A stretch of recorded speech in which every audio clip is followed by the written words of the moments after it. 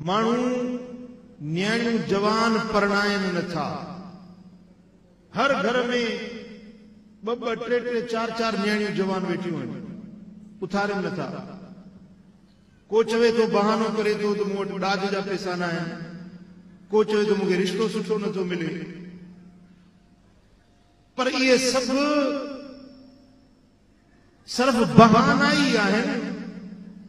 जेकॾहिं इंसान अल्लाह जे दीन ते अमल करे ऐं अल्लाह जे फरमान ते अमल करण जो जज़्बो रखे तो उनखे ॾाज बि थी वेंदा, रिश्ता बि मिली वेंदा ऐं उनजे मथां इहे शरई फर्ज़ बि अदा थी वेंदा।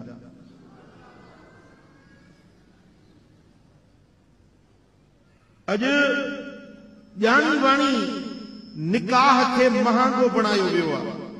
निकाह शादी करण हथ जूं जोड़ियल रीतूं रस्मूं तौर तरीक़ा, उन जे करे निकाह मुश्किल थींदो थो वञे ऐं ज़िना आसान थींदी थी वञे। इन में इन बेहयाई जे अंदरि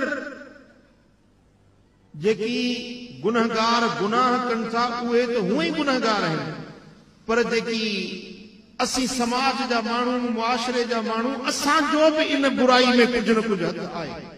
छो जन वटि न्याणियूं बालग वेठियूं उथारनि छो था। हुज़ूर अलैहिस्सलातु वस्सलाम जिन फरमायो आहे त जॾहिं तव्हां वटि न्याणी बालग थी वञे, उनजो रिश्तो मिली वञे त तव्हां जल्द उनजी शादी कराए छॾियो। जेकॾहिं न कंदो त ज़मीन में ॾाढो बुरो फसाद पखिड़िजी वेंदो। फसाद छा आहे? ज़िनाकारी, बेहयाई आहे। केतिरियूं औरतूं घरनि मां निकिरी थियूं वञनि।